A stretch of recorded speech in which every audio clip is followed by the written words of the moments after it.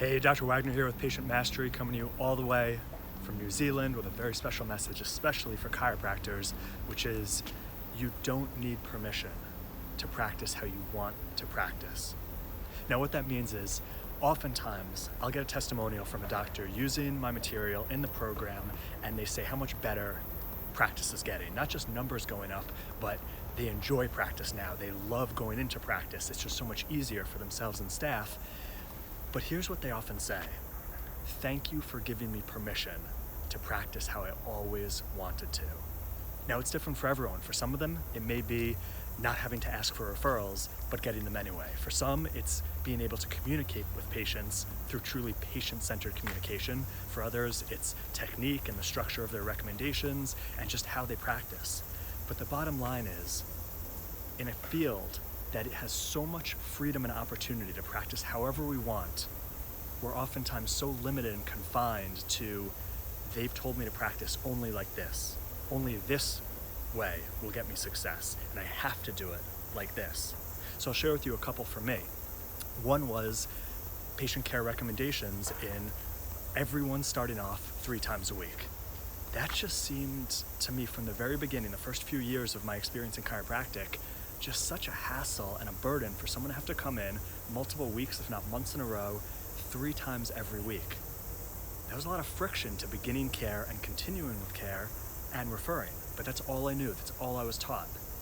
Then, when I went to grad school and years into it, I started to see all these different models of practice, and some of the chiropractors who I had the utmost respect for in their craft, in their service, in their technique, in their adjustment, who saw the best results and had the worst cases coming to them, they seemed to all be doing 2 times a week. And I said to myself, even though I may not practice that technique or be as much of a master as them, if they could do it 2 times a week and get the results, I'm gonna do it too. And you know what I noticed? The difference between 3 times a week to 2 times a week made no difference in patient outcomes. Now, you may be thinking, yeah, Josh, but when you reduce from 3 times a week to 2 times a week, you just cut your revenue, your income, by 33%. And you're absolutely right, if you practice in that model. So the second area where I stopped asking permission was understanding on how to recommend care so you don't sabotage your income by giving the best quality care.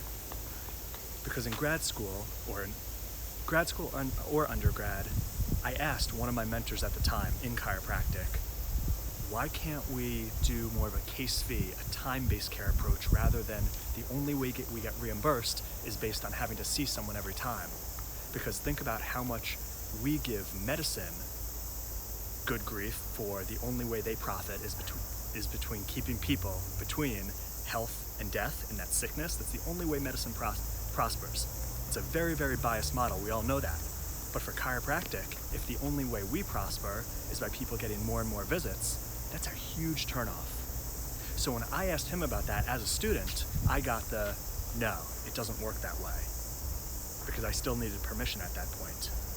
Years ago when I switched it and I realized, wow, I could preface care purely on a time-based model.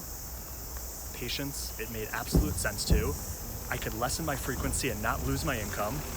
I could shift down if someone didn't need my recommended initial care at week 4 or 6 or 8. I could shift it down without messing up the income. And if someone did need more care, if there was an exacerbation, I could see them extra times and they didn't think it was just about the money. So there's 2 examples of my life where I stopped asking for permission, just did it, and everything worked out a lot better. So whether it's using my material or someone else's, or just going with your gut, which is oftentimes going to be the best route, whether it's this video that gives you permission or you just decide on your own, you don't need permission to practice inside of a model that inspires you, inside of a model that your gut, your belly, and your mind is telling you it's right.